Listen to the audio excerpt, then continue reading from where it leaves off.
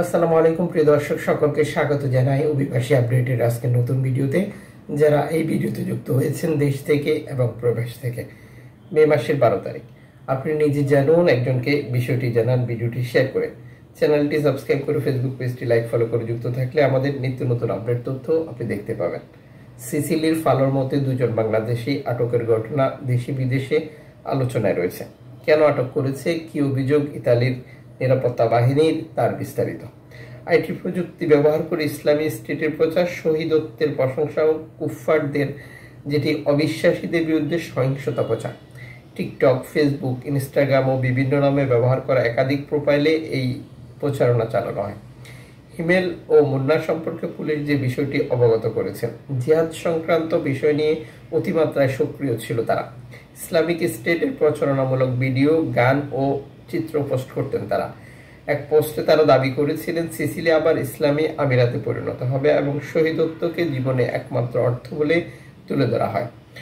7 হামলা, যেটা অক্টোবর মাসের ভিডিও, অস্ত্রধারী মুখোশধারীর ছবি এবং ওসামা বিন লাদেনের ভিডিও পাওয়া গেছে তাদের ফোনে। চ্যাট জিপিটিতে তাদের সার্চ হিস্ট্রিতে ছিল কাউকে পক্ষাঘাতগ্রস্ত করতে কোথায় আঘাত করতে হয়। এর ভিত্তিতে আদালত তাদের ঘরবন্দি রেখে ইলেকট্রনিক ব্রেসলেট পরানোর নির্দেশনা দিয়েছেন, কারণ তারা এখনো পুরোপুরি চরমপন্থী হয়ে ওঠার ঝুঁকিতে রয়েছেন। আপনি কি মনে করেন দুই বাংলাদেশি আটকের মধ্য দিয়ে ইতালিতে থাকা বাকি বাংলাদেশিদের কতটা ক্ষতি হতে পারে, বা এর প্রভাব কতটা বাংলাদেশিদের উপরে পড়বে?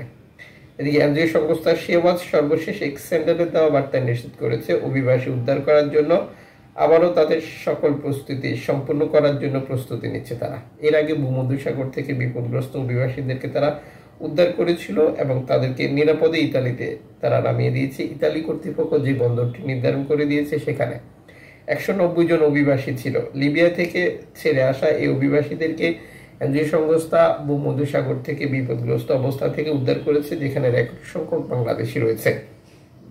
এনজিও সংস্থা এস্ট্রাল সর্বশেষ এক্স স্যান্ডেলে দেওয়া বার্তা নিশ্চিত করেছে ভূমধ্যসাগর থেকে লিবিয়া থেকে ছেড়ে আসা একটি নৌকা বিপদে পড়ার পর তারা এটাকে উদ্ধার করেছে এবং বিপদগ্রস্ত অভিবাসীদেরকে ইতালিতে নামানোর জন্য ইতালি কর্তৃপক্ষের কাছে আহ্বান জানিয়েছে। এদিকে এনজিও সংস্থা নাদির সর্বশেষ এক্স স্যান্ডেলে দেওয়া বার্তা নিশ্চিত করেছে 59 জন শরণার্থীকে তারা উদ্ধার করেছে। 2 জন মৃত শিশু এবং একজন মৃত মানুষ ছিল, যেটার জাতীয়তা প্রকাশ করেনি। তবে লিবিয়া থেকে ছেড়ে আসার পর নৌকাটি বিপদে পড়ে আর বিপদগ্রস্ত অবস্থা থেকে তারা উদ্ধার করেছিল বলে এই প্রতিবেদনে যুক্ত করেছে। অভিবাসীদের ইতালি দ্বীপ ল্যাম্পুদের সাথে হস্তান্তর করা হয়েছে বলেও এই প্রতিবেদনে তারা নিশ্চিত করে। এদিকে লিবিয়া থেকে ইতালিতে না গিয়ে গ্রিসে গেম পরিচালনা হচ্ছে, যা কন্টিনিউ বৃদ্ধি পেয়েছে। সর্বশেষ এক্স স্যান্ডেলে দেওয়া বার্তায় গ্রিস কর্তৃপক্ষ দাবি করেছে গত 24 ঘন্টা 325 জন শরণার্থী যেটা ক্রিট দ্বীপে প্রবেশ করেছে।